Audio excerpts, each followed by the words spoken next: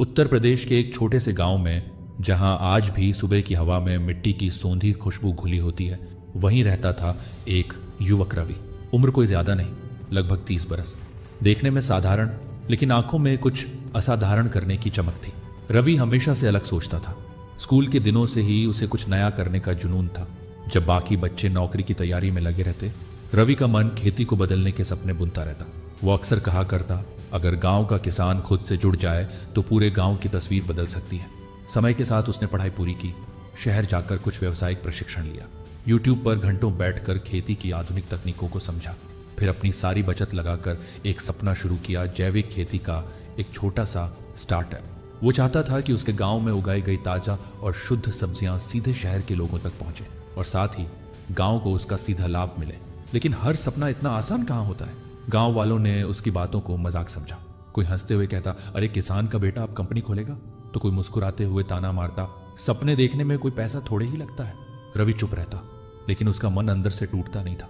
उसने अपने खेत में जैविक खाद से सब्जियां उगाई, गांव के बच्चों को सिखाया कि कैसे परंपरागत खेती से आगे बढ़ा जा सकता है। धीरे धीरे उसकी मेहनत रंग लाने लगी। एक दिन शहर के एक व्यापारी ने उसके साथ सौदा किया।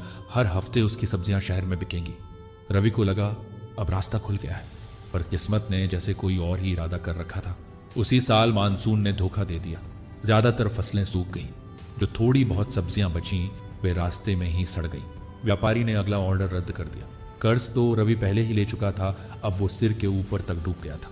गांव वालों ने फिर ताने मारे, अब तो मान जा, ये बड़े बड़े सपने गांव में नहीं चलते। पुराने दोस्त भी अब दूरियां बनाने लगे।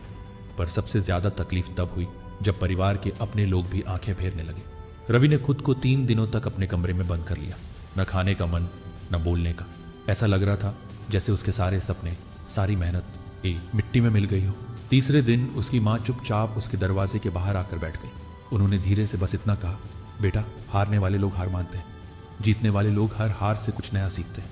रवि की आंखें भर आईं। माँ की आवाज में वो प्यार था जो हर दर्द पर मरहम बन जाता है।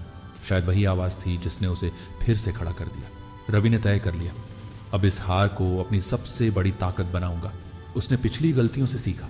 अब बारिश पर निर्भर नहीं रहना है। उसने ड्रिप इरिगेशन सिस्टम लगवाया, सरकारी योजनाओं के बारे में जानकारी जुटाई और किसान उद्यमिता योजना से सहायता ली।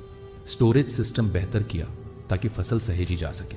अब वह केवल खेत में सब्जियां नहीं उगा रहा था, वो अपने सपनों को सींच रहा था। उसने पैकेजिंग और ब्रांडिंग शुरू की। चंदापुर ऑर्गेनिक्स नाम से अपनी उपज बेचने लगा। शुरुआत गांव से हुई, फिर बात कस्बों और शहरों तक पहुंच गई। रवि का आत्मविश्वास लौटने लगा। अब जो लोग पहले उसकी हंसी उड़ाते थे, वही उसके खेत में आकर पूछते, रवि भैया, ये जैविक खेती कैसे करते हो? कुछ लोग अपने बच्चों को रवि के पास भेजने लगे ताकि वो भी कुछ सीख सकें। रवि ने अपने खेत को एक प्रशिक्षण केंद्र बना दिया। अब वह रोज गांव के युवाओं को आधुनिक खेती, व्यापार और आत्मनिर्भरता की बातें सिखाता था। अब उसकी आंखों में सिर्फ अपने लिए नहीं, बल्कि पूरे गांव के लिए सपने थे। समय बदला। चंदापुर ऑर्गेनिक्स अब एक जाना पहचाना नाम बन चुका था। रवि को राज्य सरकार की ओर से युवा किसान पुरस्कार मिला। एक बड़ा न्यूज चैनल उसका इंटरव्यू लेने आया। एक पत्रकार ने पूछा, रवि जी, इतनी बड़ी हार के बाद भी आपने उम्मीद नहीं छोड़ी, ऐसा आत्मविश्वास कहां से लाते हैं आप? रवि मुस्कुराकर बोला, मेरी सबसे बड़ी शिक्षक मेरी पराजय रही है। अगर उस दिन मैंने हार मान ली होती तो आज मैं यहां ना होता। अब रवि सिर्फ एक सफल किसान नहीं था, वह गांव के हर युवा के लिए एक प्रेरणा बन चुका था। बच्चे MBA की पढ़ाई करके उसकी कंपनी से जुड़ने लगे। गांव में एक डिजिटल सेंटर खुला जहां खेती और व्यवसाय की शिक्षा दी जाती थी। गांव बदल रहा था और यह बदलाव एक इंसान की जिद से शुरू हुआ था जो हार कर भी नहीं हारा। रवि अक्सर कहा करता, मैं कोई महान आदमी नहीं हूं, बस एक ऐसा इंसान हूं जिसने अपनी हार को अपनी सबसे बड़ी ताकत बना लिया। ये कहानी है एक ऐसे इंसान की जिसने अंधेरे में भी रोशनी ढूंढी, जिसकी पराजय ने उसे तोड़ा नहीं बल्कि निखारा। कभी कभी जिंदगी हमें गिरा देती है ताकि हम खुद अपने पैरों पर खड़े होना सीख सकें। कभी हार मत मानो, हर पराजय के पीछे एक नई शुरुआत छिपी होती है।